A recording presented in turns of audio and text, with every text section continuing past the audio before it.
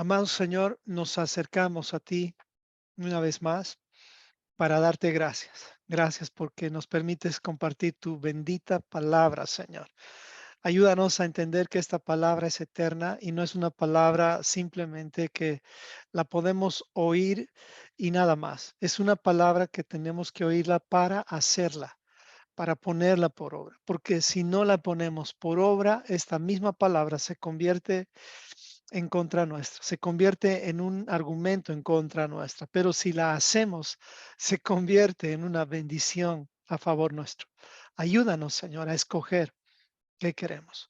Y te pido también, Señor, que todo este grupo nos eh, se concentre en este estudio y pues ayúdanos a no distraernos. Gracias, amado Padre. En nombre de Yeshua. Amén y amén. Muy bien. Entonces, vamos a iniciar con este material. Les voy a pedir que pongan sus micrófonos en mute y pues así va a ser más fácil para mí poder tener una grabación limpia. Bueno, primera carta de Pedro a los expatriados. Esta carta nos va a ayudar a abrir mucho más el entendimiento. Habíamos visto que el apóstol Pedro está muy mal representado a través de la estatua que hicieron allá en el Vaticano. Esta estatua está ya gastadísima. Si ustedes se fijan, el pie de la estatua está realmente ya no parecen ni los dedos de Pedro. Es así como ven a Pedro la mayor parte de las religiones, lamentablemente. Y pues esta estatua realmente no representa al Pedro de la Biblia. Han sacado partes de Pedro y han creado un Pedro llamándolo San Pedro, y pues no es el Pedro de la Biblia. Lo mismo han hecho con Yeshua, lo mismo han hecho con Dios. Han sacado a Dios de la Biblia y han creado un Dios a su manera. Las religiones, las personas. Y eso es lo que nosotros tenemos que tener cuidado, pues nosotros también podríamos hacer lo mismo. Entonces, tengamos cuidado con crear nosotros mismos dioses a nuestra manera. Eh, si hay preguntas, veo una manito levantada. Si hay preguntas, a partir de este momento háganlas a través del chat. Va a ser más fácil para mí hacer continuado esta clase. Y si tiene preguntas más adelante, escríbalas para que podamos nosotros ya después ir respondiendo. Pero no las deje pasar, por favor, sino escríbalas. Entonces, ¿por qué hemos creado tantas mentiras? ¿Por qué hemos creado tantas cosas que son una copia y ni siquiera bien hecha de las escrituras? Pues por falta de conocimiento, conocimiento bíblico, por ignorancia. Entonces, todo esto hemos hablado la anterior semana, pero es importante dar un repaso así muy rápido, nada más. Y la pregunta que le hicieron a Felipe es, ¿entiendes lo que lees? Y les digo la clave para entender. No vamos a entender las escrituras si no preguntamos o si por lo menos no investigamos en el contexto original e histórico y con gente que entiende el contexto. Estoy hablando no solamente de judíos, estoy hablando de gente que entiende justamente lo que es la trazabilidad bíblica. Recuerda lo que dice 2 Timoteo 2:15, cuando Pablo le dice a Timoteo que se prepare para trazar bien la palabra de verdad, para que cuando se presente delante del Señor no se presente como un obrero que ha hecho mal su trabajo. La única vergüenza que nos debe dar es, ya teniendo por lo menos un año en las escrituras o como creyentes, no sabemos trazar la Biblia, ahí ya debería darnos vergüenza. Espero no ofender a nadie, pero ¿qué es trazar las escrituras? Trazar las escrituras tiene que ver con entender por lo menos de qué trata el mensaje de la Biblia y cómo es que el Señor ha iniciado este gran rescate de la vida. ¿Por qué es que tenemos que ser rescatados? Si usted puede trazar todo eso, le aseguro que va a poder explicar mejor la Biblia. Pero si todavía usted la Biblia la maneja como por versitos aquí, no la va a entender. Es necesario tener la base de un estudio sistemático y es mucho mejor hacerlo con personas que utilizan las escrituras en el contexto original e histórico. No somos los únicos. Hay, gracias al Señor, mucha gente que ya está estudiando así las escrituras y eso es algo muy bueno. Sin embargo, como dice Joseph, es una gran bendición poder tener el material de verso por verso que nos ayuda a poder trazar mejor. Pero no somos los únicos. Gracias al Señor, hay muchos grupos que estudian la sana doctrina, es decir, doctrinas con Torah. Eso es lo que tenemos que hacer para poder dejar de creer tantas mentiras. ¿Ok? Entonces, fíjese bien el ejemplo que les di la anterior semana con los mismos libros de la Biblia. Este es un ejemplo para entender por qué es que creemos tantas mentiras. Han denominado, según la teología protestante y la teología católica, que estas cartas, estamos hablando de 8 cartas, Hebreos, Santiago, los 2 Pedros, 3 Juanes, Judas y hasta Judas, no Apocalipsis. Apocalipsis no entra dentro de las cartas. Las han llamado cartas generales o universales o incluso cartas católicas. Eso no es cierto. No son cartas generales, son cartas dirigidas a personas o personajes específicos. Y estos personajes específicos tienen nombre y apellido. Es una forma de decir, no tienen apellido, pero tienen nombre. Entonces, cuando le llaman carta general, uno piensa que es para todos y eso es una mentira. No, no, no, no, no. La Biblia es un libro exclusivo para aquellos que quieran entrar en pacto con el Señor. Si tú lees la Biblia sin esos lentes, vas a crear una nueva religión o un nuevo Dios o una nueva perspectiva, pero no es el Dios de la Biblia. Cuando tú entiendes bien todo esto, ya vas a preocuparte por tratar de llevar todas las cosas al contexto. No vas a agarrar versículos y los vas a leer sueltos. Vas a tratar de ver contexto. Entonces, es como un médico. No va a estudiar, no va a agarrar un libro de medicina y va a sacar de ese libro a ver cómo se hace una cirugía. Y simplemente este médico va a ir a la parte de los cortes de la piel. No, ese no es un buen médico. Necesita hacer un estudio básico primeramente para entender el terreno el cual va, es decir, el cuerpo en el cual va a trabajar. Entonces, lo mismo es la Biblia. No podemos agarrar el Nuevo Testamento y pensar que directamente ya lo podemos entender sin ver la base. ¿Qué es la base? Pues la lechita está en la Torah, necesitamos los fundamentos y es así como vamos a poder entender las escrituras. Eso tiene que ver justamente con aprender a trazar la palabra de verdad. Por eso la Biblia no es un libro como eh, como dirigido a todas las naciones. No, no, no, eso no es cierto. La Biblia invita a todas las naciones, eso es verdad, invita a todas las personas de la humanidad a que entren en el pacto, pero no está dirigido a todos, sino está dirigido al pueblo, a su pueblo. Es una constitución de un país, de un reino. Y una constitución no es aplicable a todos los países, sino solamente a ese reino.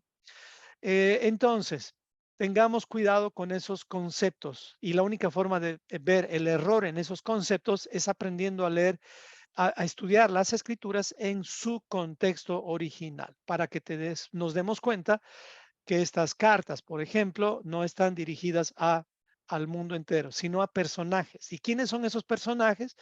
Pues va a depender. En general son las ovejas perdidas de la casa de Israel o las 12 tribus o las 12 tribus. A ellos se les llama expatriados y obviamente los judíos ya no son expatriados a partir del año 1948.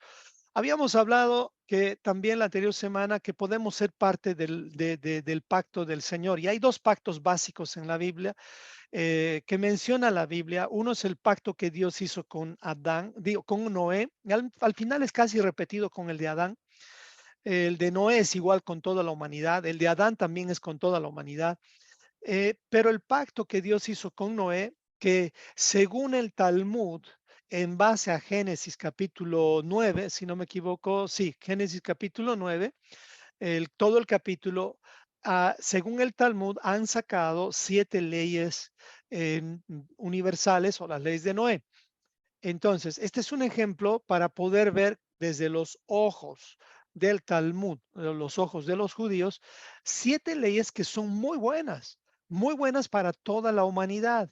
Y estas leyes las tienen aztecas, las tienen incas, por lo menos varias de estas leyes. Y es importante entender que mínimo deberíamos aprender a cumplir esto, porque de esto vamos a dar cuentas al Señor un día. Vamos a dar cuentas al Señor de, por ejemplo, si hemos asesinado, estemos o no en el pacto de Abraham, pero el Señor no nos ha dado simplemente la tierra para vivir como animalitos, nos ha dado la tierra para hacer mayordomos de la tierra, con pacto o sin el pacto de Dios con Abraham, con el pacto de Noé o sin el pacto de Noé, no importa. Pero tú necesitas dar cuentas al Señor por lo menos por tu vida y Él te va a pedir cuentas. Dios, cuando te ha dado el cuerpo, te ha dado una inversión de una máquina que vale millones de dólares, tu cuerpo. Así es que Dios te va a pedir cuentas, nos va a pedir cuentas, no nos extrañe eso. Nadie invierte y después se olvida de eso, ¿no? Todos invertimos para ver un fruto. Si quieres una fuente de estas leyes universales, y esto fue una pregunta que me hizo mi hijo la anterior semana, muy buena pregunta a propósito, él me preguntó, ¿cómo es que determino del capítulo Génesis 9? No encuentro estas leyes. Y la pregunta es muy buena, porque en realidad no están así explícitamente. Las leyes estas las han sacado en base justamente a la Torá, específicamente del capítulo 9 del Génesis. Sin embargo, algunas otras, como la 7, la ley número 7, la han sacado de otra parte de la Torá. Pero acá hay un engaño. Tenga cuidado con esto. Las leyes de Noé o las leyes noágidas son prácticamente una trampa que lamentablemente creada justamente por los judíos, para bien y para mal. Para bien en un sentido porque por lo menos tenemos algo para guiarnos, pero para mal en el sentido de que o sea, si tú crees que solamente tienes que hacer el pacto con Noé, te estás perdiendo del pacto más importante, que es un pacto más elevado. Este pacto tiene que ver con el pacto que Dios hizo después de la Torre de Babel con Abraham. Nosotros estamos invitados, toda la humanidad está invitada a hacer un pacto con Abraham. No así dicen los judíos que promueven el pacto de Noé, la ley noágida, ellos dicen, no, no, no, no necesitas guardar el Shabbat, tú solo necesitas guardar estas 7 leyes. No, no, no, no necesitas. Eh, eso así siempre el problema de los judíos que no conocen a Yeshua. Así que no caigamos en esa trampa. Estudiemos por cultura, estudiemos por aprender, pero si tienes que escoger en qué pacto está, pues escoge ser parte del pacto eterno que Dios ha hecho con Abraham, Isaac y Jacob. Y ese pacto está sellado, iniciado en Génesis 12 y sellado en Génesis 22. Y este pacto se extiende hasta Apocalipsis capítulo 22. Recuerde que estoy haciendo un repaso nada más. Más detalles, escucha el primer audio de la anterior semana. Entonces, eso es una elección tuya y a partir de ahí es que he hablado del contexto de Pedro, porque cuando tú entiendes el contexto de que en qué pacto estás, pues vas a entender mejor las cartas mal llamadas generales. Si no, vas a poder darte cuenta que estas cartas están dirigidas para ti que estás en la dispersión, para ti que estás expatriado, aunque no lo sabías o aunque no te has dado cuenta. Entonces, en el contexto de el apóstol Pedro, hemos visto que Pedro era originario de Bethsaida. Pedro conoció a Yeshua a través de su hermano Andrés, etcétera, etcétera. Este es un contexto que lo puedes leer. Aquí tienes la foto que seguramente la van a sacar. Es un contexto bastante amplio de nuestro hermanito Pedro. Tú mismo te debes acordar mucho de Pedro. No me voy a detener en el contexto porque si no, no voy a tener el tiempo de avanzar en la carta. También vemos que el apóstol Pedro, recuerdan ustedes, él se jactaba de nunca abandonar a Yeshua, pero después terminó negándole 3 veces. Sin embargo, él no escapó. Eso es algo muy bueno que ver. También Pedro recibió la visión de los animales. Él no había comido, ya pasaron como 10 años y no había comido nada inmundo después de que Yeshua, entre comillas, purificó todos los alimentos. Obviamente no se refiere a todos los alimentos, sino se refiere a los alimentos que se entiende que son alimentos según el contexto, vuelvo al contexto bíblico. Pero cualquier pastor que no entiende Torah va a decir, no, no, no, no, eso quiere decir que el cerdito ya está limpio. No, no, eso es usar la Biblia sin contexto. ¿Para qué ponerse a discutir con alguien que no conoce contexto? Y además, si te encuentras con un pastor o una persona que de pronto te pelea por eso, hermano, no pelee con él. Eso no es correcto. ¿Por qué? Porque no están a la par. O sea, si por lo menos este pastor estudiara Torah, ya sería, pues, o esta persona estudiara Torah, sería más justo poder tener una discusión o un debate, pero sería como hablar con alguien que está hablando otro idioma. ¿Para qué? Simplemente sea humilde y pues trate de explicar, de defender la posición, pero más allá del debate y la pelea, no llegue, no pierda su tiempo, porque después, quién sabe, el Señor le abre los ojos a este pastor o a esta persona y pues va a ver en usted un hombre humilde, un hombre maduro. Aunque dan ganas, dan ganas. Yo soy fosforito, pero ya he aprendido a controlarme y sigo aprendiendo a controlarme. Gracias al Señor. No termina esta carrera de aprender a dominar el mal temperamento, pero pues es día a día. Todos tenemos que luchar esta carrera de dominar el enojo, el mal temperamento. Y Pedrito tiene una maestría en cómo dominar el mal temperamento. Y por esa razón escribe esta carta que es fabulosa esta carta para ver, tú no puedes reconocer a Pedro en esta carta. Este es otro Pedro, no es el Pedro que comenzó con Yeshua antes de la resurrección. Así que Pedro es tan importante que se menciona en el Nuevo Testamento 210 veces, Pablo 162 veces y el resto de los apóstoles, todos juntos 114 veces.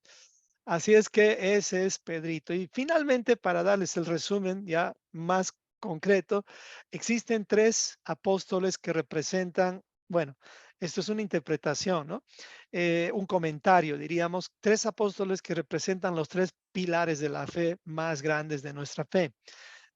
Valga la redundancia, fe, esperanza y amor. Y pues así es. Estaríamos hablando que estos tres, Pablo representa justamente la fe, Pedro representa la esperanza, por eso es que de eso vamos a hablar hoy, y Juan representa el amor. Entonces, con esto ya tienes un contexto muy básico de lo que es, de lo que representa a Pedro. Pedro, nuestro querido hermano Pedro, un hombre que ha sido transformado, un hombre como yo, podríamos decir, algunos, eh, que éramos que éramos fosforitos, que éramos peleadores. Uno diría que yo soy tranquilito. Les digo, hermanos, soy un hombre nada más, un poco domadito nada más. Y sigo en ese camino de aprender a ser más domado. Ayuda mucho el matrimonio, ayuda mucho tener hijos, ayuda mucho el tener hermanos, pero tenemos que permitirle al Señor que haga su trabajo, porque si no le permitimos al Señor que haga su trabajo, Él va a esperar. La diferencia es que Él tiene una eternidad y nosotros un tiempo, un tiempo limitado. No perdamos el tiempo por eso. Esta carta está escrita por el apóstol Pedro, dirigida a los expatriados de la dispersión. En ese tiempo eran 10 tribus. Entonces, esta carta está dirigida a esas 10 tribus. ¿Dónde se escribió desde Jerusalén? En el año 64 al 65. Esta carta fue escrita para brindar esperanza durante el largo exilio. ¿Usted sabía que seguimos en el exilio? ¿Cuándo es que salimos del exilio? Cuando regresemos al Edén. Ahí volvimos a casa. Ahí se termina el exilio. Entonces, no vayamos a equivocarnos como lo han hecho muchos judíos. Perdóneme que mencione tanto esto, pero los judíos piensan que ya han salido del exilio porque han regresado a su tierra allá en Israel. No, hermanos. Si uno entiende bien contexto, Dios dijo que nuestra casa no está aquí en la tierra. Nuestra casa está siendo preparada por Yeshua. Y como ellos no creen en Yeshua, no entienden ese principio. Ellos quieren tomar el control ya de que el reino del Señor venga, que el Mesías venga y tomar control de toda la tierra así. Y es como que se han olvidado que la tierra está con fecha de expiración. Así que no vaya a pensar que ya no estamos en el exilio por estar en Torah o estudiando la Torah. Estamos viviendo en el exilio, así que no se enfoque tanto pues en el exilio, no se enfoque tanto en esta vida. Si se está enfocando tanto en esta vida, preocúpese y lea Ezequiel, ¿cómo es? Eclesiastés. Lea Eclesiastés para entender que en esta tierra todo es vanidad. Seguimos en el exilio, si usted no lo sabía. Para eso fue escrita esta carta, para ayudarnos a tener esperanza durante este tiempo de exilio. Exilio. Hemos sido echados fuera de la casa y estamos volviendo a casa. Y Dios mismo nos echó por amor, por misericordia, porque si nos dejaba así, nos íbamos a autodestruir inmediatamente e íbamos a arruinar el Edén. Pero como Dios es más sabio que todos, pues Él entendió cómo hacer el gran rescate de esta vida de una forma magistral, como el director de una película, pero de una película que ningún hombre podría escribir. Esta carta está dividida en tres partes: la esperanza de la elección divina, capítulo 1, parte 2, cómo permanecer en la esperanza, capítulos 2 al 4, y cómo transmitir la esperanza. Solamente es capítulo 5, aquí hay un error, capítulo 5, nada más. Entonces, versículo 1 y 2 que hicimos la anterior semana, dice así: Pedro, apóstol de Jesucristo, a los expatriados de la dispersión en el Ponto, Galacia, Capadocia, Asia y Bitinia, elegidos según la presencia de Dios Padre en santificación del Espíritu, para obedecer y ser rociados con la sangre de Jesucristo. Gracia y paz os sean multiplicadas. Entonces, los expatriados estaban en esta región que es justamente, y dice, Ponto, Galacia, Capadocia, Asia y Bitinia. Y esto Dios lo ha permitido a propósito, para que entendamos que las cartas están dirigidas a un lugar específicamente, como Dios buscando a sus hijos. Ahora, obviamente, los expatriados se han dispersado tanto que están en todas las naciones. Entonces, es importante entender eso, y para eso es que justamente tenemos que repetir una vez más la carta de Pedro, y todas las cartas del Nuevo Testamento están justamente dirigidas a personas. ¿Ok? Entonces, ¿qué quiere decir la palabra predestinado? Entonces, vamos a entender un poquito más eso de la palabra elegidos, porque acá donde dice elegidos según sigo en el versículo 1 y 2 por si acaso, aquí donde dice elegidos según la presencia de Dios. ¿Qué significa presencia? Significa pre es antes, ciencia es conocimiento. El conocimiento previo o el conocimiento antes de que ocurran las cosas, eso es presciencia. O sea, Dios nos ha elegido según su conocimiento anterior, anticipado, porque él ya sabía que la humanidad se iba a autodestruir, así es que escoge al primer predestinado. ¿Quién fue el primer predestinado? Pues el primer elegido. El primer elegido fue Abraham. Él fue el primer elegido. A partir de ahí salen los predestinados, que esta es una de las doctrinas más difíciles de explicar cuando estás con una mentalidad sin Torah. Hay tres doctrinas de la predestinación. Eso es fuerte. Nunca la hemos podido entender en el Instituto Teológico y no la pueden entender hasta el día de hoy. Son parte de los misterios. Pero en fin, aquí ya puedes entender más sencillamente, el primer elegido, el primer predestinado fue Abraham. ¿Y qué significa entonces ser predestinado? Es que Dios escoge a alguien y le da un destino. O sea, como dice aquí el diccionario, ni siquiera he sacado esto de la concordancia Strong. He utilizado un diccionario que está en definiciones, la fuente definiciones.com. Dice así: ¿qué quiere decir la palabra predestinado? Que es un sinónimo de la palabra elegido. Por eso estoy usando este versículo, elegido según la presencia de Dios. O sea, predestinado según la presencia de Dios. ¿Qué quiere decir la palabra predestinado?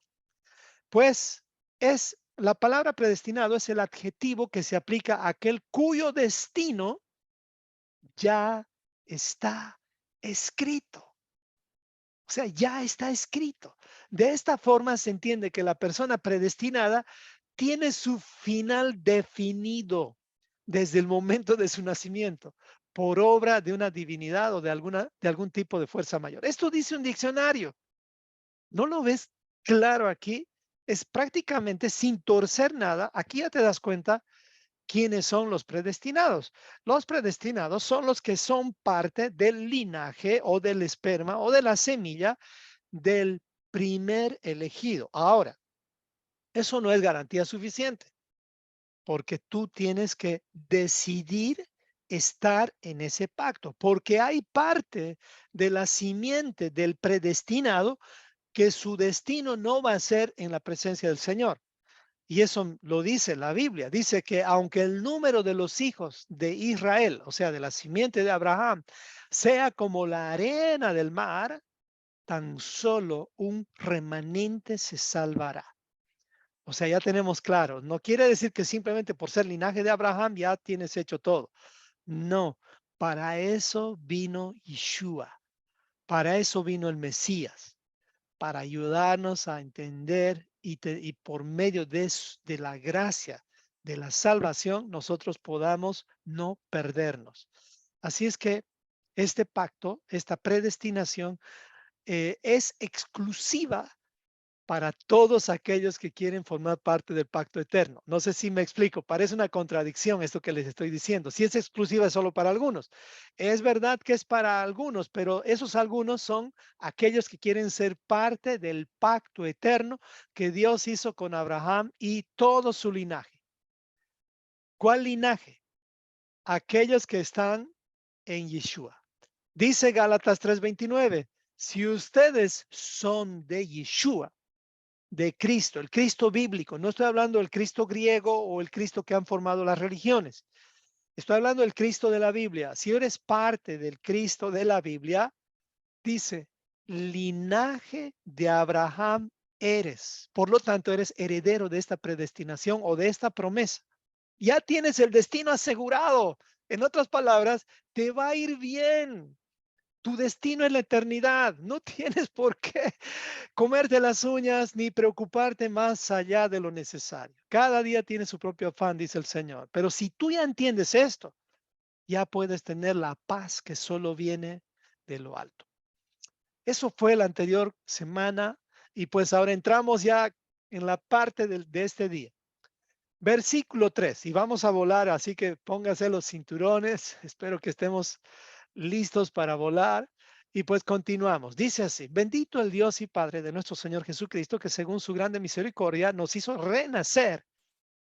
Aquí hay una palabra importante. Nos hizo renacer para una esperanza viva por la resurrección de Jesucristo de los muertos, para una herencia incorruptible. Miren esta herencia que tenemos, herencia incorruptible, incontaminada, inmarcesible, nadie te la puede quitar, reservada en los cielos para ustedes que son guardados por el poder de Dios mediante la fe para alcanzar la salvación que está preparada para ser manifestada en el tiempo postrero.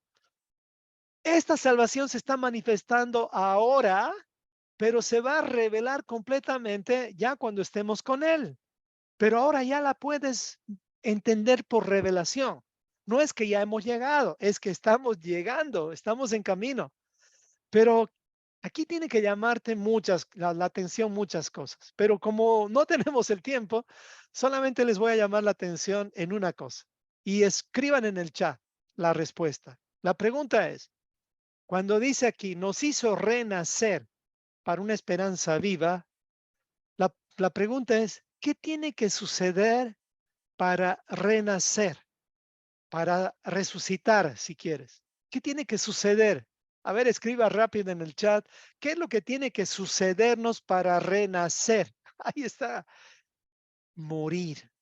Y eso es lo que no queremos. No queremos morir, queremos seguir teniendo un poquito de Canaán en nuestras vidas, o sea, carne en nuestras vidas. Y hoy va a entender al final de este estudio qué significa todo esto. Entonces, pues si queremos renacer, ahí lo dijeron varios de ustedes, tenemos que morir.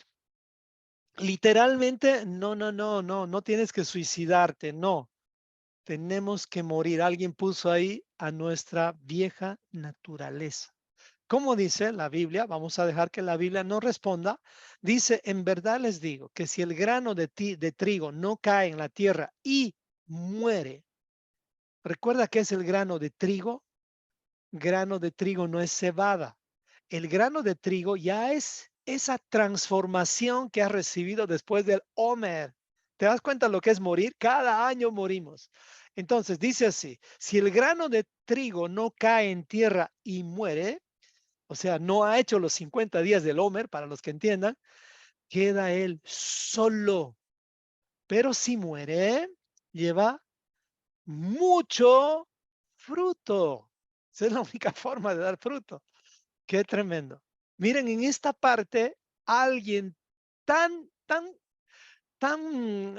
explosivo como Pedro, tan cambiante, llega a una conclusión tan sólida. Esto solamente lo puede hacer el poder de Dios. Y sabes que tú y yo podemos recibir también esta terapia que hace el Señor. Que Dios haga eso en nuestras vidas. Por favor, Señor, haz esto en nosotros. Sigue, versículo 6. En lo cual vosotros se alegran, aunque ahora por un poco de tiempo, sí, la vida es corta, si es necesario, tengan que ser afligidos en diversas pruebas. Sí, si es necesario, vamos a tener que ser afligidos en diversas pruebas. Les doy una mala noticia. La mala noticia es que todos necesitamos algunas pruebas, todos, porque la prueba de nuestra fe, como dice aquí, para que sometida a prueba vuestra fe, mucho más preciosa que el oro, el cual, aunque perecedero, se prueba con fuego. Este oro sea hallado en alabanza, gloria y honra cuando sea manifestado Jesucristo. Entonces es necesario. Las pruebas son necesarias.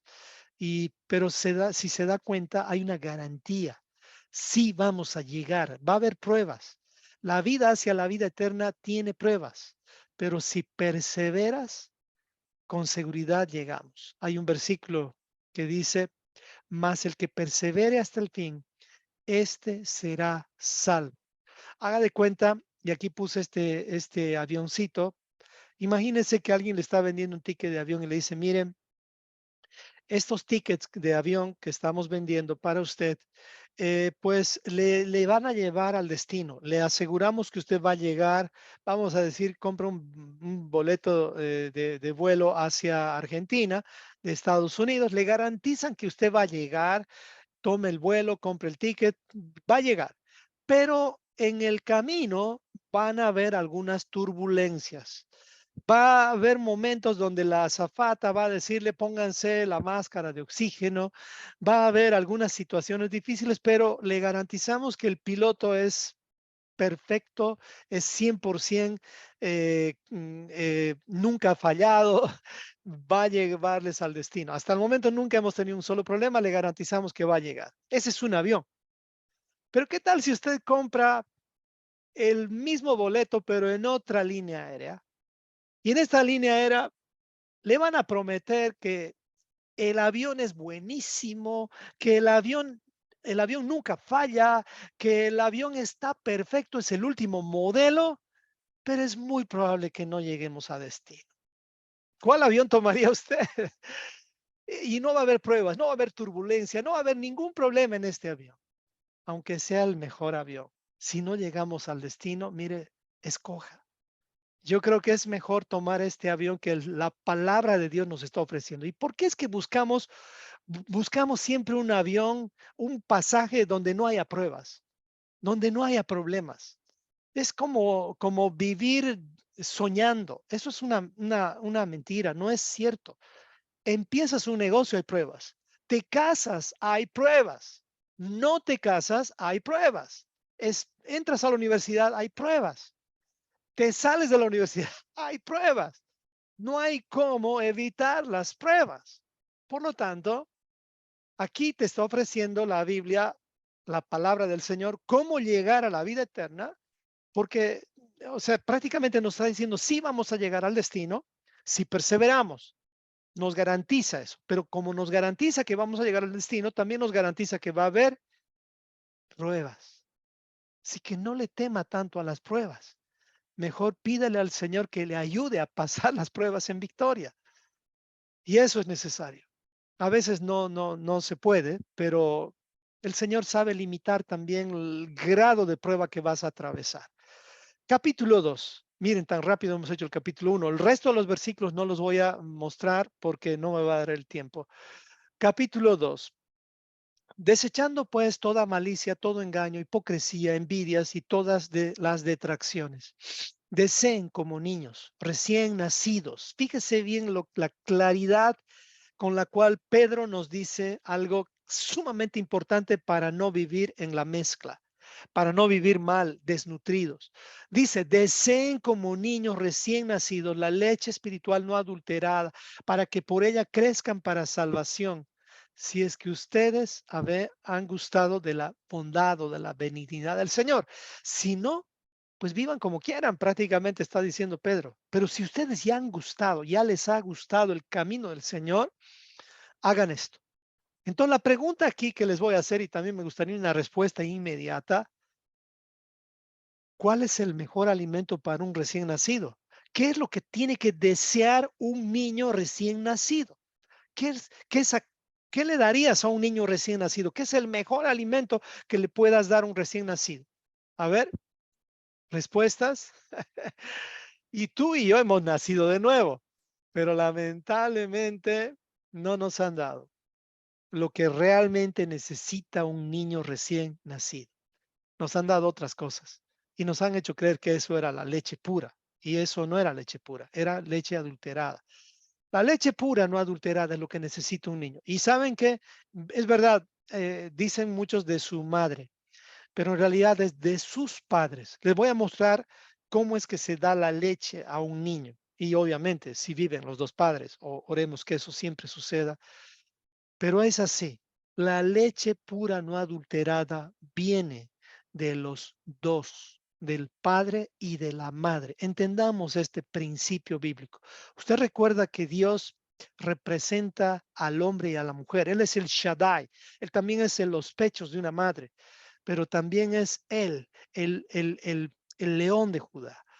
Es el, el rey de reyes. Él es vamos a decir, el que se manifiesta como el general de todos los ejércitos que existen en toda la humanidad. Él es el invencible, o sea, él es el que suple completamente todo. Y él en el hogar, esta leche materna en el hogar es de los dos. A ver si se entiende, si me explico. Fíjese esta imagen. ¿Se imagina usted a la mamá dando la leche materna a su niño, pero habiendo peleado y habiendo vivido un infierno con su esposo? Pues esa lechita va a ser adulterada, va a ser dañada, porque la madre da una buena leche cuando su esposo, su cónyuge, le ayuda teniendo paz, teniendo un hogar, teniendo todo lo que se necesita. Y esto lo doy como ejemplo para que entendamos que estudiar la Torá requiere de paz, requiere de amor, requiere de destinar un tiempo. No podemos estudiar Torá como simplemente para cumplir con el estudio. Paz, tranquilos.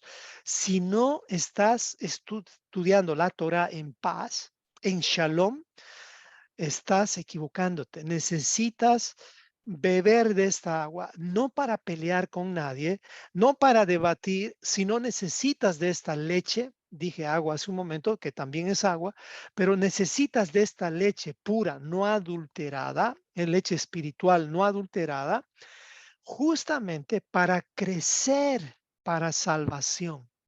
Y además, el contexto dice, para que aprendamos a desechar toda malicia, hipocresías, engaños de nuestras vidas. ¿Será que lo vamos a sacar todo? No, pero vamos a estar en ese proceso de aprender a sacar todo. Solo de esta manera podemos dejar todas estas cosas que no queremos en nuestras vidas, malicias y cosas parecidas. Así es que si queremos aprender esto, recordemos, lo único que transforma el alma de un recién nacido Estoy hablando ahora de una persona que entra al camino por primera vez en la leche pura no adulterada. Por eso dice la Biblia que la ley del Señor, o sea, la Torá del Señor, la leche del Señor, si quieres, es la que transforma o convierte el alma. El testimonio, que también sigue hablando de la leche, el testimonio, la palabra, los dichos del Señor son fieles, que hacen sabios a los sencillos. Pero si eres obviamente orgulloso, no te va a hacer sabio, ni siquiera vas a poder beber esta leche pura, porque el Señor esta leche la tiene reservada para sus hijos. No creo que hayas visto a una madre que está como loca tratando de dar la leche a cualquier niño que pase. Ella va a reservar la leche para sus hijos. Continuamos, versículo 4. Acercándonos a él, piedra viva. Estamos hablando de Yeshua ahí, desechada ciertamente por los hombres, más para Dios escogida y preciosa. Aquí está hablando de nosotros, dice, ustedes también como piedras vivas, sean edificados como casa espiritual y sacerdocio santo para ofrecer sacrificios espirituales aceptables a Dios por medio de Jesucristo. Pedro escribe en un lenguaje tan profundo, lo va a ver al final, que realmente parte el corazón entender esto, pero lo parte para que se convierta el corazón. Dice versículo 6, por lo cual también contiene la escritura, he aquí, pongo en Sión la principal piedra del ángulo. Y esta piedra del ángulo no es Pedro, él mismo está diciendo quién es la piedra del ángulo, escogida, preciosa, el que creyere en él, no en Pedro, no será avergonzado. Y estamos hablando de Yeshua.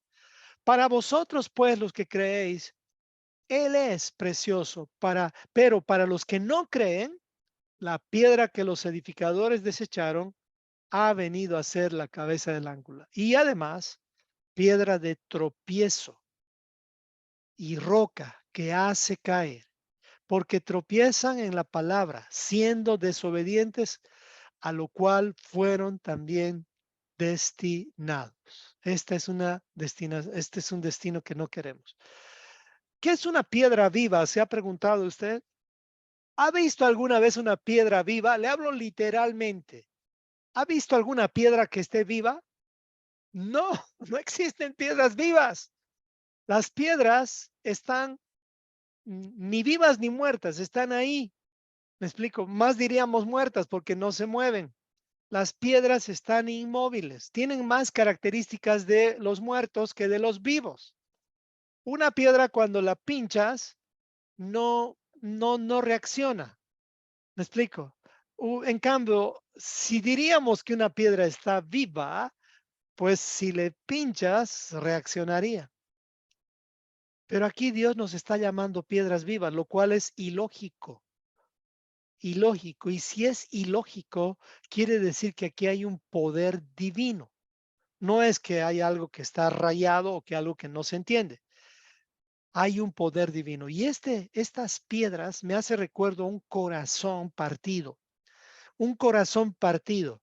Pero este corazón partido, si lo transformamos dejando que Dios escriba su ley en nuestros corazones, se convierte en un corazón partido, es verdad, pero vivo, vivo, piedras vivas. ¿Puede entender un poco más cómo es que uno puede ser una piedra viva? Y esto lo puede relacionar también con lo que Dios hizo con los que estaban muertos y Dios les dio vida. ¿Has visto huesos vivos alguna vez? Estoy hablando de Ezequiel, de la profecía de los huesos del valle, el valle de los huesos. Los huesos no están vivos, son como las piedras, pero Dios les dio tendones. Esto es una analogía para entender que Dios, aquello que está muerto, puede resucitar, pero es necesario ser humildes. Es necesario ser humildes. Versículo 9. Más ustedes son, y qué hermoso lo repite aquí, linaje escogido, real sacerdocio, nación santa, pueblo adquirido por Dios. Wow, estos términos ya me dejan como que, Señor, esto es mucho para mí, es demasiado para mí. No sé si alguna vez te has sentido así como sonrojeándote porque te han dicho muchas cosas bonitas. Aquí nos están diciendo cosas hermosísimas. Dios nos dice, ustedes son linaje escogido, real sacerdocio. Dios, esto es increíble. Nación santa. No está diciendo ni siquiera el término de denominación santa. No, está hablando nación santa. Eso es lo que somos. Pueblo adquirido. O sea, yo los compré, yo los elegí, yo los escogí para que anuncien las virtudes de aquel que nos llamó de las tinieblas a su luz admirable. O sea, tenemos una función, la función que Yeshua nos dio en Mateo 4, 5, 6 y 7. Ustedes son la sal y la luz de esta tierra. Ustedes, dice versículo 10, que en otro tiempo no eran pueblo,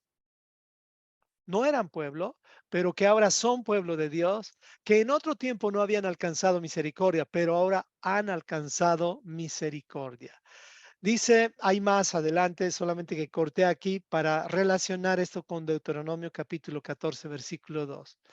Y esto dice así, porque eres pueblo santo para el Señor tu Dios, y el Señor te ha escogido para que le seas un pueblo de su exclusiva posesión, de entre los pueblos que están sobre la faz de la tierra. Fíjense aquí a un Pedro pescador que se convirtió no solamente ahora en un pescador de hombres, sino en un escritor para los hombres, con una letra pero magistral. Salió de Deuteronomio y él escribió algo tan precioso para nosotros. Yo lo tomo y lo recibo como un elogio para aquellos que entendemos a quién pertenecemos, en qué pacto estamos. Así que, hermano, viva como tal. Como decimos algunas parejas cuando damos consejería al hombre que dice, es que a mí no me trata como un rey, mi esposa, o la esposa dice, no me trata como una reina, pues la solución está en, pues empezar a desarrollar en su esposa pues una reina, si quiere usted que la trate como rey. Y lo mismo con la mujer, si tú quieres que tu esposo te trate como una reina, desarrolla en él un rey. Trátalo como un rey, ambos. Esto es viceversa, como decimos, esto es viceversa. Por eso la Biblia dice, ya no hay hombre ni mujer. Sin embargo, obviamente, el hombre tiene que tratar a la mujer como vaso frágil. Seguimos. Capítulo 3. En los primeros versículos se está hablando de las relaciones personales y familiares. Voy a saltar directamente al versículo 8 y dice, después de que da las recomendaciones personales y familiares, dice, finalmente sean todos de un mismo sentir, compasivos, amándose fraternalmente, misericordiosos, amigables, no devolviendo mal por mal, ni maldición por maldición, sino por el contrario, bendiciendo, sabiendo que fueron llamados para que hereden bendición. ¿Y qué bendición? ¿Qué herencia? Porque el que quiera amar la vida y ver buenos días, refrene su lengua del mal y sus labios no hablen engaño. Recuerde, el contexto está hablando de relaciones personales y familiares. Y generalmente la lengua está muy suelta con nuestros seres queridos. Necesitamos regular eso. ¿Cómo es que regulamos nuestra lengua? La lengua es como un termostato y lo que gradúa este termostato es la Torah. Entonces, la Torah es lo que va a poner el nivel. No quiero decirte que tú no aprendas a reaccionar cuando las cosas no están bien en tu hogar. Debes hacerlo. Pero cuando ya insultas, ya vuelves las cosas personales, ya atacas a la persona con tu lengua, ya estás en un territorio de pecado. Pero es necesario que hagas observaciones con tu lengua. Es verdad, la lengua puede ser para bien o para mal, pero con la Torah. Y si lo haces sin la Torah, ya estás en un territorio de pecado. Salgamos de ese territorio. Por eso es que tenemos que tener cuidado con la lengua. Y dice versículo 11, apártese del mal y haga el bien. Un matrimonio, por ejemplo, y está hablando del contexto matrimonial. Si uno está en un pecado, apártese de ese pecado y haga el bien. Busque la paz y sígala. Va a encontrar restauración, va a encontrar muchas cosas buenas si usted se aparta del mal, pero no trate de restaurar su hogar y seguir coqueteando con el mal, con ese mal específicamente que le ha hecho tanto daño. Versículo 12. Y aquí como que Pedro pone la firma y dice, porque los ojos del Señor están sobre los justos y sus oídos atentos a sus oraciones. ¡Wow! Pero el rostro del Señor, o sea, el enojo del Señor, usted recuerda lo que Dios abomina, las 7 cosas, no vamos a repasar eso, no se preocupe, pero una de las primeras cosas son los ojos altivos. El rostro del Señor está contra esas personas que hacen el mal. Aquí la pregunta es, ¿quiénes son los justos? ¿Cómo definimos a los justos? Respuestas, por favor, en el chat. ¿Quiénes son los justos? ¿Quiénes? ¿A quiénes podemos definir como justos bíblicamente? A ver, las respuestas. ¿Quiénes son estos justos según las escrituras? Gracias por ayudarme con la respuesta rápida. Ahí está, ya respondieron. Vamos a aumentar a la respuesta que ahí están dando algunos, los que guardan Torah, dice. Gracias, Viviana. Veamos qué dice la Biblia. Dice así la Biblia, Romanos 2:13. Porque no son los oidores de la Torá los justos ante Dios. No es oír Torá, no es oír Torá, sino los hacedores de la Torá son declarados justos, dice en otra versión, pero aquí en la versión Reina Valera dice, los hacedores de la Torá serán justificados, o sea, son justos. Justo es aquel que administra las instrucciones, las leyes, los estatutos de nuestro Señor, conoce sus leyes. Pero injusto es aquel que no conoce ni siquiera los 10 mandamientos.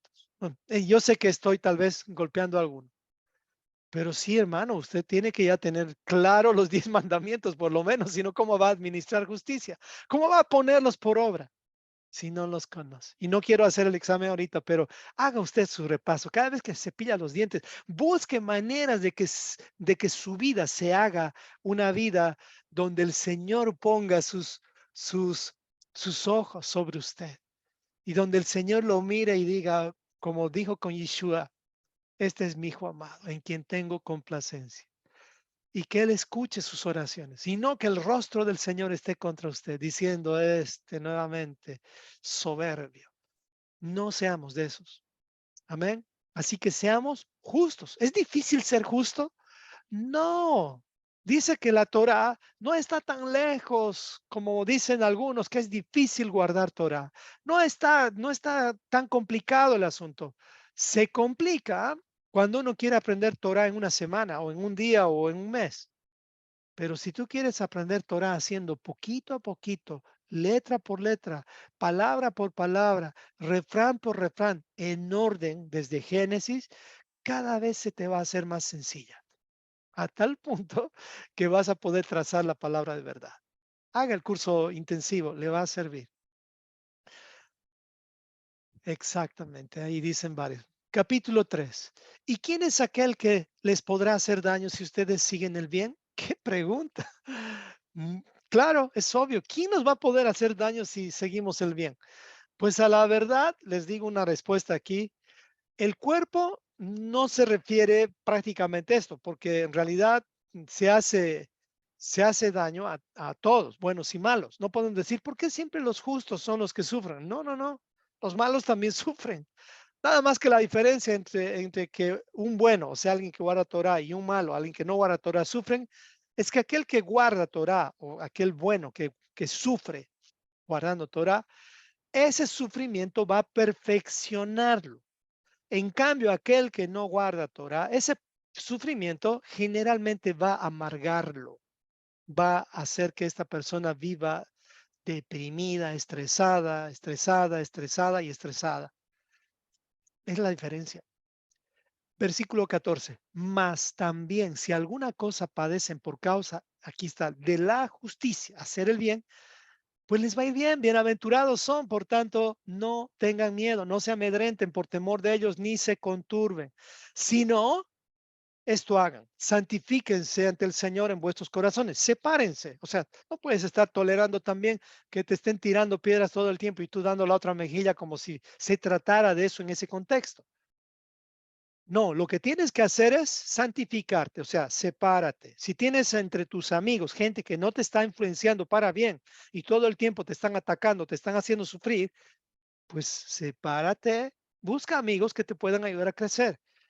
Y versículo, coma, y dice, y estad siempre preparados para presentar defensa con mansedumbre y reverencia ante todo aquel que les demande razón de la esperanza que hay en ustedes, teniendo buena conciencia para que en lo que murmuran de ustedes, como de malhechores, con mentiras, sean avergonzados los que calumnian vuestra buena conducta en Yeshua, porque mejor es que padezcan haciendo el bien, si la voluntad de Dios así lo quiere, que haciendo el mal, obviamente. Dios es el que define eso. Así que no tengamos miedo ni pereza, mejor preparémonos para presentar defensa. Así que dice Yeshua, bienaventurados son cuando por mi causa os vituperen y os persigan y digan toda clase de males contra ustedes, mintiendo. Ya somos bienaventurados. Y eso lo han dicho de ti, lo han dicho de mí, nada más por estudiar Torah. Ya te han tildado de judaizante, ya te han tildado de un montón de cosas. Así que, pues, bienaventurado eres. Seguimos, capítulo 4. Dice, esto ya es el 3, aquí no debería decir 2. Dice, en los primeros versículos, ya habíamos mostrado esto, pero en este contexto, en los primeros 6 versículos, está hablando de aprovechar el tiempo en nuestras vidas, aprovechar bien nuestras vidas y de evitar vivir en pecado. Dice versículo 7, estoy saltando, mas el fin de todas las cosas se acerca, sean pues sobrios y velen en oración. Y ante todo tengan entre ustedes ferviente amor, porque el amor cubrirá multitud de pecados. No voy a poder explicar ampliamente esto, pero decirles nada más lo siguiente. No confundan que podemos vivir como nos da la gana, pensando que el amor de Dios va a cubrir multitud de pecados. ¿Cuál es el sinónimo de amor en las escrituras? Eso te va a dar la respuesta. Amor en las escrituras no se refiere al amor griego, al amor donde se siente bonito, al amor donde tenemos compasión solamente. No, amor en el sentido bíblico se traduce a obediencia. O sea, porque el amor cubrirá multitud de pecados. O sea, la obediencia al Señor va a hacer que muchas de tus transgresiones sean cubiertas por el amor, por tu obediencia y por el amor de Dios. No sé si se entendió. Aquí hay como uno para arriba y uno para abajo. No es que tú vas a actuar en odio, vas a actuar también en amor, porque el amor de Dios es fiel y su amor va a cubrir multitud de pecados, va a cubrir ese amor que tú tienes y amor en el sentido bíblico es obediencia. Así que hospédense los unos a los otros sin murmuraciones. Cada uno según el don que ha recibido, ministralo a los otros como buenos administradores de la multiforme gracia de Dios. Y si alguno hable, hable conforme a las palabras de Dios. O sea, hable Torah. Aquí no malinterpretemos, hablar conforme a las palabras de Dios tiene que ver con cuáles son las palabras dictadas por Dios, porque las palabras dictadas por Dios son la Torah, hable en base a la Torah. Y si alguno ministra, ministre conforme a la Torah, o sea, conforme al poder que Dios da, perdón, para que en todo sea Dios glorificado por Jesucristo, a quien pertenecen la gloria y el imperio por los siglos de los siglos. Amén. Mire, si alguno habla, o sea, si alguno predica, predique conforme a la Torá, a la palabra de Dios. No malinterpretemos lo que está diciendo Pedro. No está hablando de hablar, bla, bla, bla, bla, bla, bla, bla. Está hablando de hablar Torá. Si vamos a predicar, que sea en base a la Torá. Si vamos a ministrar, que sea conforme al poder que Dios da. ¿Ok? Tenga cuidado con declarar cosas que usted quiere. De pronto Dios no quiere. Así que para evitar eso, en vez de estar declarando y ordenando a Dios que haga milagros, pidámosle que se haga su voluntad, para que Él sea glorificado en Jesucristo. Ya terminamos capítulo 5. El anterior ya era el 4. Estamos ya terminando. Dice, ruego a los ancianos que están entre ustedes, yo anciano también con ellos y testigo de los padecimientos de Cristo, que soy también participante de la gloria que será revelada, apacienten la grey de Dios que está entre ustedes, cuidando de ella, no por fuerza, sino voluntariamente, no por ganancia deshonesta, sino con ánimo pronto. Esta carta está dirigida a los expatriados. Escuche bien esto, en los expatriados. Está hablando a todos los que estamos entendiendo que ya estamos siendo parte del pacto. Dice el versículo 3, por eso, no como teniendo señorío sobre los que están a vuestro cuidado, sino siendo ejemplos de la grey. Vamos a dar ejemplos. A un pastor, si estamos dirigiéndole a un pastor o a un predicador, pues sí, que el pastor alimente o este predicador alimente al rebaño, que le dé leche pura, no adulterada. Si usted está recibiendo de ese pastor o de ese hombre leche adulterada, va a terminar desnutrido. Vamos a transformar esto. Usted es un padre ahora. No es porque esto no dice a los pastores nada más. A veces lo interpretamos solamente como los pastores, pero los padres también son pastores de sus hijos. Así que padres, si usted no se está preparando para apacentar su rebaño, sus hijos, su familia, entonces está haciendo un mal trabajo y necesita revisar qué les está enseñando a sus hijos. No les dé leche adulterada, déles leche espiritual. En el caso de los pastores, también aquí en la parte 3, que dice, no como teniendo señorío sobre los que están vuestro cuidado, a vuestro, sino siendo ejemplos de la grey. Seamos ejemplos, padres y pastores, y tengamos cuidado con la famosa doctrina de las coberturas espirituales. Las coberturas espirituales que con buena intención tratan de proteger tu vida, no hacen más que manipular, así como te digo, lamentablemente. Y no lo digo hablando mal de ninguna persona. Amo a todas las personas que han pretendido ser mi cobertura alguna vez o yo mismo ser cobertura de alguien. Pero hablando de mí, yo no podría ser cobertura espiritual absolutamente, escúcheme bien esto que le voy a decir, de nadie, porque estaría sustituyendo la verdadera cobertura espiritual. ¿Cuál es la cobertura espiritual? La protección espiritual que tú necesitas es la constitución política del reino de Dios, la Torá.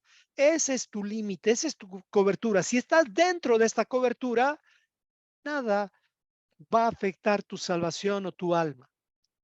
Por esa razón hemos manipulado, y me incluyo en su tiempo, diciendo a las personas, si te sales de la cobertura de la congregación, por no decir de mí, no sé, hermano, ya estás a expensas de tu propia vida, tal vez el diablo te va a atacar, no sé, lo decimos con palabras adornadas, disque espirituales, pero tenga cuidado, eso es solamente manipulación bien intencionada, pero termina siendo manipulación.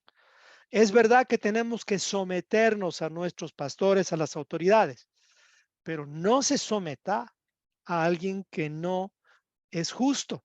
No sé si me explico. ¿Quién es un justo? Usted ya lo sabe, porque los ojos del Señor están sobre los justos y Él escucha las oraciones de esos justos. Pero alguien que dice, no, tienes que guardar la ley, que eso ya pasó, hermano, tenga cuidado si a eso le estás llamando, o a esas personas le estás llamando cobertura. Ok, porque Dios en Ezequiel 34 dice, Él mismo va a quitar a esos pastores sus ovejitas. Él salvará, el Señor va a cuidar su rebaño.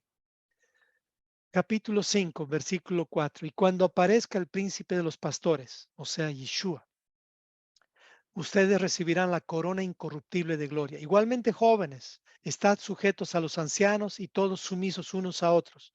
Y da gracia a los y, y dando gracia a los humildes. Humíllense pues, revístanse de humildad, porque Dios resiste a los soberbios. Bajo la poderosa mano de Dios, Dios resiste a los soberbios, perdón.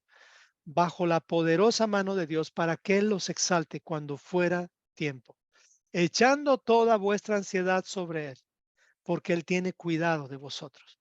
Aquí viene el versículo de cierre que dice, mas el Dios de toda gracia, que nos llamó a su gloria eterna en Jesucristo, después que hayas padecido un poco de tiempo, Él mismo les perfeccione, afirme, fortalezca y establezca. A Él sea la gloria y el imperio por los siglos de los siglos.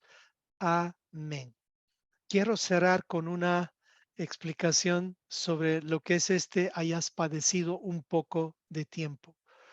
Esto es algo que te va a ayudar a entender el origen de los aguijones, el origen de esas situaciones difíciles, las cuales a veces tenemos que pasar. Y tiene dos orígenes, básicamente según lo que dicen las escrituras, el aguijón. Usted recuerda que Pablo tenía un aguijón.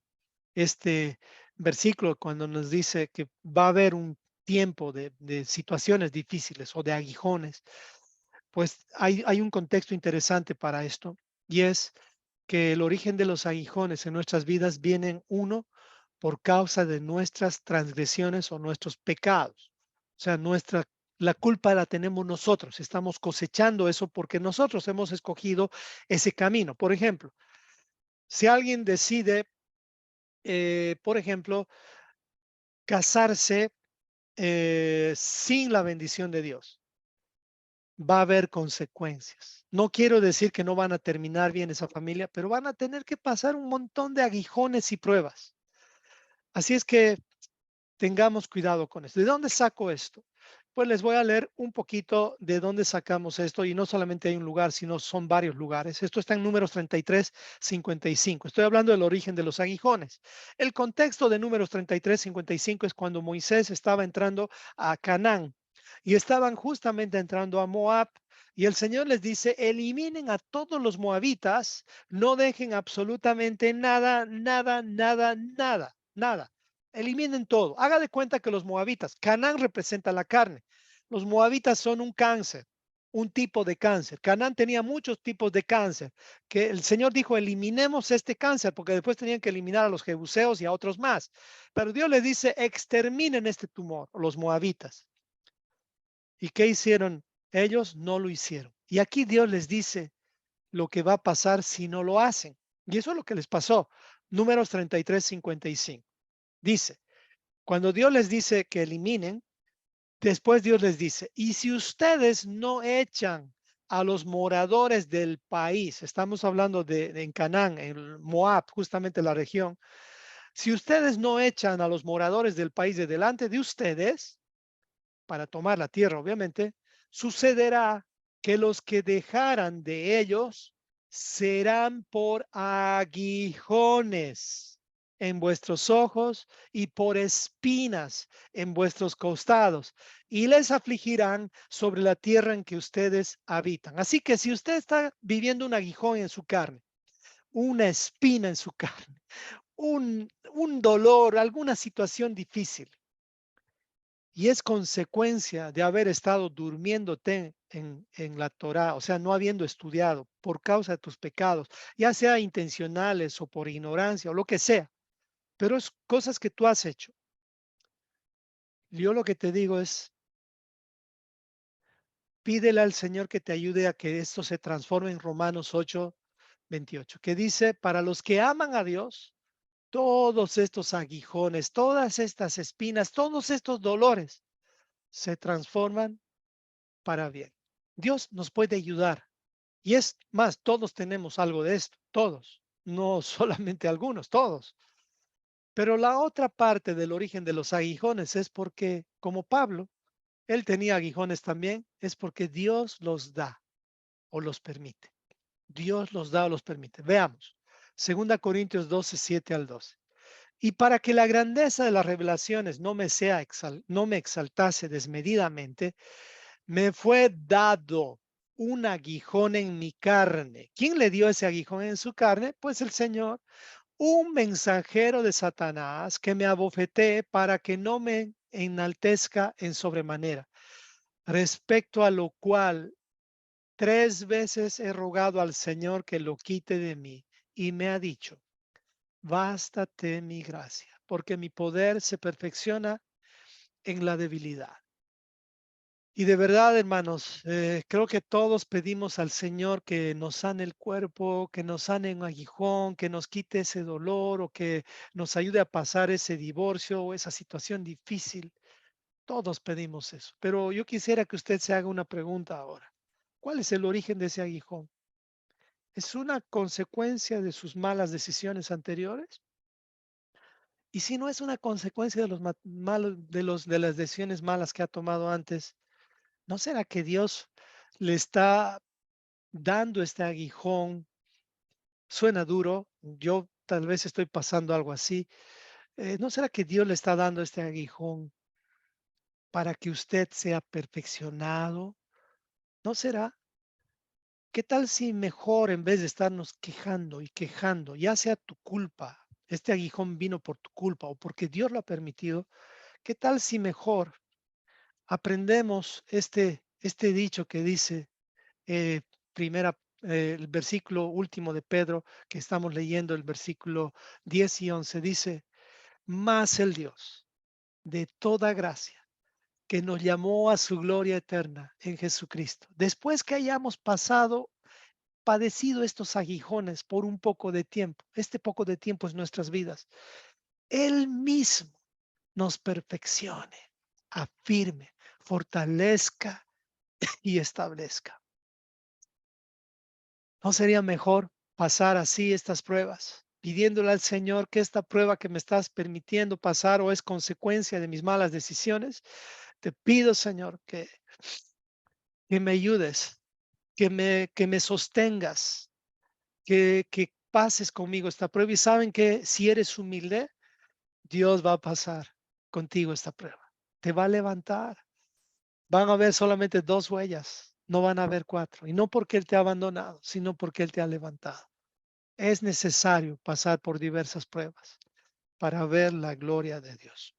Yo lo digo con un poquito de dolor, autoridad también, porque estoy pasando una prueba que ya es larga, pero esta prueba se ha convertido en una gran bendición en mi vida. Y gracias a esta prueba he conocido personas que una de ellas es alguien que amo mucho, que es mi hijita Abigail. No hubiera conocido a Abigail si no hubiera estado entrando en esta prueba del cáncer. Pero esta prueba me ha traído otras cosas más. Así que ahora entiendo más la gloria de Dios. Ahora entiendo más la gloria de Dios. Y puedo decir con autoridad y con humildad, vale la pena ser agradecido en medio de todas las pruebas, aunque no te guste, aunque no te guste. Oramos, amor, oramos. Gracias, amor, por transmitirnos esta carta con tanto denuedo, con tanta pasión, con tanta autoridad. Y familia, acompáñame a orar.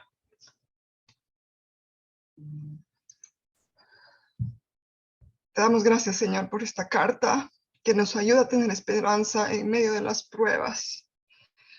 Señor, tú sabes las situaciones por las que está atravesando cada uno de mis hermanos aquí conectados y te pedimos que la esperanza los ayude a permanecer amándote, sabiendo que los que te aman, todas las cosas ayudan a bien. Gracias por permitirnos ser parte de esta nación santa para anunciar las virtudes del que nos llamó de las tinieblas a la luz admirable. Que nos abstengamos de los deseos carnales que batallan contra el alma mientras estamos en el exilio, esperando por el retorno de nuestro Mesías. Que entendamos y tengamos tu esperanza viva, que permanezcamos en ella y que la compartamos con los que nos escuchan. Gracias por tu misericordia con nosotros, que nos predestinó y nos hizo renacer para una esperanza viva. Que desechemos toda malicia, todo engaño, hipocresía y todas las detracciones. Que Sí, deseemos Señor. como niños la leche espiritual no adulterada para que crezcamos para salvación de nuestras almas. que seamos esas piedras vivas, que estemos siempre preparados para presentar defensa con mansedumbre y reverencia ante cualquiera que demande razón de la esperanza que hay en nosotros. Que tu Sí, gracia Señor. nos baste en toda aflicción y que todos nosotros tengamos un mismo sentir, tu sentir, Padre, siendo compasivos, misericordiosos y amigables, no devolviendo mal por mal, sino por el contrario, que recordemos que el que quiere amar la vida y ver días buenos, refrene su lengua del mal y sus labios hablen engaño. Que el Señor nos perfeccione, afirme, fortalezca y establezca. A Él Sí, Señor. sea toda la gloria por los siglos de los siglos. Amén. Amén. Amén y amén. Carta dirigida de Pedro para todos los expatriados.